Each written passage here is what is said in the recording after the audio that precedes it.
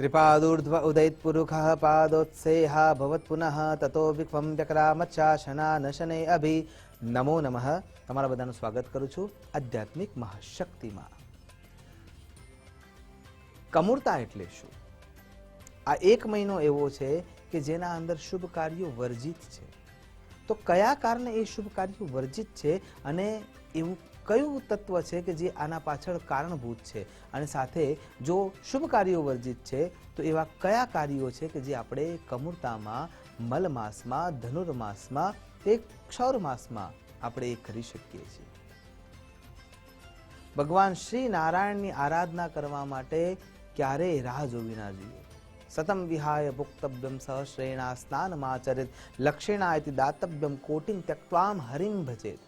કરોડો કામ મૂકીને ઈશ્વરનું સાનિધ્ય લઈ લેવું જોઈએ। તો કમૂરતા કેમ નડે છે અથવા કમૂરતાનો જે સમય આવે છે એના પાછળનું કારણ શું છે? દંતકથાઓ તો આપણે જાણીએ જ છીએ, એટલે એનાથી આગળનો વિચાર કરીએ તો ભૌગોલિક પરિસ્થિતિના આધારે જોવા જઈએ તો સૂર્યનારાયણની સ્થિતિ આ સમયમાં પ્રબળ હોય છે, અને કોઈ પણ શુભ કાર્ય કરવા માટે 3 ગ્રહોની પ્રબળતા જોવી ખૂબ જરૂરી છે। અને એમાં સૌથી પહેલા સવિતા સૂર્યનારાયણ છે। સૂર્યનારાયણ, ચંદ્ર મહારાજ અને ગુરુ મહારાજ, આ ત્રણેયનું બળ જો પ્રબળ હોય અને યોગ્ય સમયના આધારે મુહૂર્તના અંદર જે કાર્ય કરવામાં આવે છે એ સરળતાથી લાભાન્વિત કરનારું બની જતું હોય છે। પણ કેવળ સૂર્યનારાયણ પ્રબળ છે અને જ્યારે એ સંક્રાંતિ કરીને ધન રાશિમાં પ્રવેશ કરે છે, એટલે કે ધનારક થઈ રહ્યા છે, ધન રાશિમાં પ્રવેશ થતાં સંક્રાંતિનો સમય આવતા હોવાના કારણે થઈને જ્યારે એમાં એ પ્રવિષ્ટ થાય છે એ સમયે ધન અને મીન રાશિમાં જે અધ્યક્ષ રૂપે બૃહસ્પતિ મહારાજ બેઠેલા છે એ ત્યાં નબળા હોય છે। એ વાત સાચી છે કે સૂર્યનારાયણ અને બૃહસ્પતિ મહારાજના વચ્ચે તો મૈત્રી ભાવના છે, તો પછી એ બંનેનો સંયોગ થતો હોય તો પછી કમૂરતા કેવી રીતે આવી શકે? પણ જ્યારે કર્કમાંથી, એટલે કે કર્ક તરફથી ઉત્તરાયણ તરફ સૂર્યનારાયણ જતા હોય છે, એટલે અત્યાર સુધી જે દક્ષિણાયન સૂર્યનારાયણ હતા એ ધીરે ધીરે મકર તરફ જવા માટે તત્પરતા દાખવતા હોય છે, મકર સુધી જવાના છે। અને એમાં પણ વચ્ચે જે ધનાર્ક આવે છે એ ધનની રાશિમાં પ્રવેશ કરી રહ્યા છે। એક રાશિમાં સૂર્યનારાયણ જે 30 દિવસનો સમયગાળો લેતા હોય છે એ સમયમાંથી એ જ્યારે વૃશ્ચિકમાંથી પ્રવિષ્ટ થયેલા હોવાના કારણે થઈને એ ડંખ સાથે જ્યારે ધનમાં પ્રવેશ કરે છે ત્યારે બૃહસ્પતિનું બળ ઓછું થતું જણાય છે, અને એ ઓછું થયેલા બળના અંદર કોઈ પણ શુભ કાર્ય કરવું યોગ્ય નથી જ્યોતિષ શાસ્ત્રની દ્રષ્ટિએ, અને એટલા માટે આ મહિનાના સમયને કમૂરતા કહેવામાં આવે છે। એ રીતે જો વિચાર કરીએ તો લગ્ન ના કરી શકાય, નવા ઘરનું વાસ્તુ કરવું હોય અથવા નવા ઘરમાં રહેવા જવાનો પ્રવેશ કરવો હોય તો એ કાર્ય ના કરી શકાય, કોઈનું મુંડન, ચૌલક્રિયા અથવા યજ્ઞોપવિત સંસ્કાર કરવા છે તો પણ તમે ના કરી શકો, કેમ કે આ સમયે ગુરુનું બળ મળતું નથી। લગ્નના અંદર વર અને વધુ માટે ગુરુ મહારાજનું બળ આવશ્યક છે, ચંદ્ર મહારાજનું બળ આવશ્યક છે અને સૂર્ય મહારાજનું બળ આવશ્યક છે, પણ કેવલ એકલા સૂર્યનારાયણનું બળ મળી રહ્યું છે તો એ લગ્ન માટે પણ યોગ્ય સમય નથી, કેમ કે જીવન તમે એવા સમયે શરૂ કરી રહ્યા છો કે જે સમયે અવકાશીય સ્થિતિ તમારી અનુકૂળતાવાળી નથી, એટલા માટે થઈને કમૂરતાના અંદર લગ્ન કરવા માટેનો વિરોધ છે।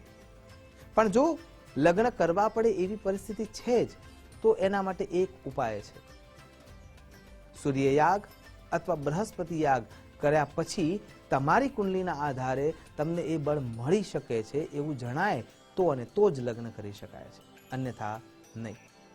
અને એટલા માટે આ કમૂરતાના સમયમાં તમારો કૂવો ભરવાનો સમય છે। જો કૂવો ભરાયેલો હશે, તમારું તપશ્ચર્યાનું બળ ભરાયેલું હશે તો તમારા આશીર્વાદ રૂપે અવાડા સુધી એ કાર્ય કરવાવાળી શક્તિ આગળ વધવાની છે।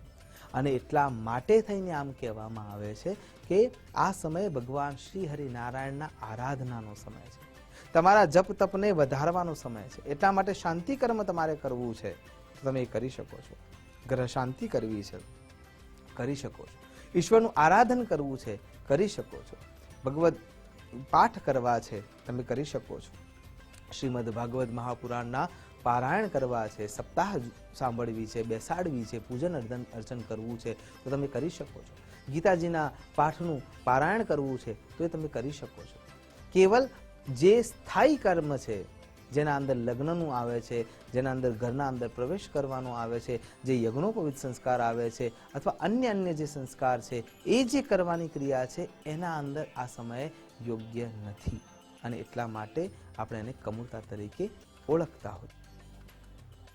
આપણે સૌ જાણીએ છીએ કે સંક્રાંતિનું મહત્વ ખૂબ જ છે, કેમ કે એના પછી સૂર્યનારાયણ જ્યારે મકર રાશિમાં પ્રવેશ કરશે ત્યારે એ દિવસે આપણે દાન પુણ્ય ધર્મ કરવા માટેનો દિવસ માનીએ છીએ, પણ આપણને આ જે મહિનો મળે છે એ મહિનો ખરા અર્થમાં દાન કરવા માટેનો છે.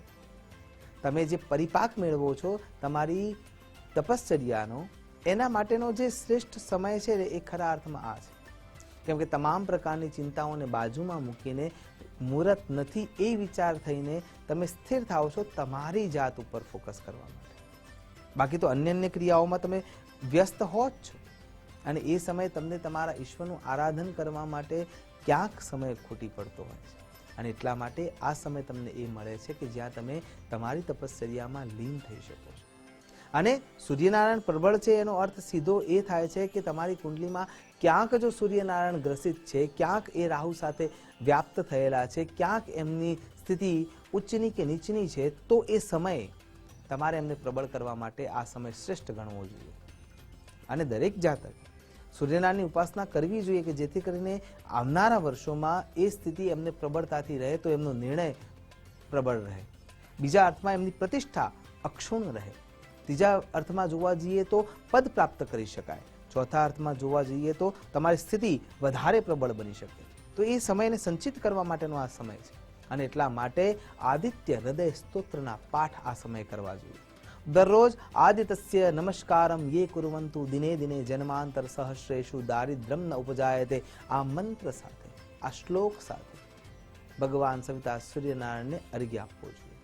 અર્ઘ્ય આપતી વખતે એ અર્ઘ્યના જળના અંદર કુમકુમ રાખવું જોઈએ, ચોખા અંદર મૂકવા જોઈએ, શક્ય હોય તો કરેણનું પુષ્પ અંદર મૂકવું જોઈએ અને ત્યાંથી રીમ સૂર્યાય નમઃ અથવા આ ઉપરોક્ત મંત્ર દ્વારા ભગવાન સવિતા સૂર્યનારાયણની આરાધના કરવી જોઈએ. આમ કરવાથી વૈજ્ઞાનિક લાભ જે આપણે જાણીએ છીએ એ તો આપણને મળવાના જ છે, પણ ધર્મ દ્વારા જે લાભ આપણને મળવાના છે એ પણ તમને સહજતાથી મળી શકે છે. અને કુંડલીના અંદર જો સૂર્યનારાયણ ગ્રસિત થયેલા છે તો એ પણ તમારા પ્રબળ બની શકે છે અને તમારું જીવન પણ પરિવર્તિત થઈ શકે છે. એટલે કમૂરતાને નિંદિત સમય રૂપે જોઈએ છીએ એ ન જોવાની જગ્યાએ સુયોગ્ય દ્રષ્ટિથી જોઈશું અને એનો લાભ લેવા માટે તત્પરતા દાખવીશું તો આપણને ચોક્કસ લાભ મળી શકે છે. આશા કરું છું આ કમૂરતાના સમયમાં સાચા રૂપમાં આપણે આપણી જાત સાથે સમય વિતાવીએ, ભગવાન શ્રી હરિનારાયણનું સાનિધ્ય લઈએ અને એ સાનિધ્યના અંતે આપણે સાચા અર્થમાં તપશ્ચર્યાના માર્ગ તરફ આગળ વધતા જઈએ અને એમાં આપણને સૂર્યનારાયણની પ્રબળતા મળે એ જ અભ્યર્થના સાથે નમસ્કાર. અસ્તુ સદા શિવોહમ. નમો નમઃ.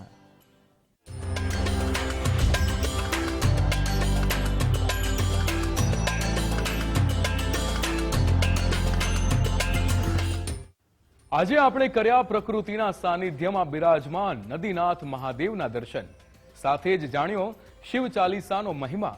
શિવજીની કૃપા તો એકદમ વહેતા પાણીની ધાર જેવી છે, જે હાથ લંબાવે એને આપોઆપ સ્પર્શી જાય.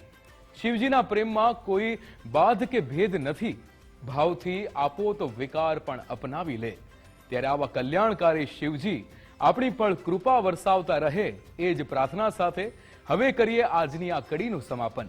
આવતીકાલે ફરી મળીશું અને આપણી આ તપોભૂમિ ગુજરાતની યાત્રાને આગળ વધારીશું. ત્યાં સુધી મને રજા આપશો.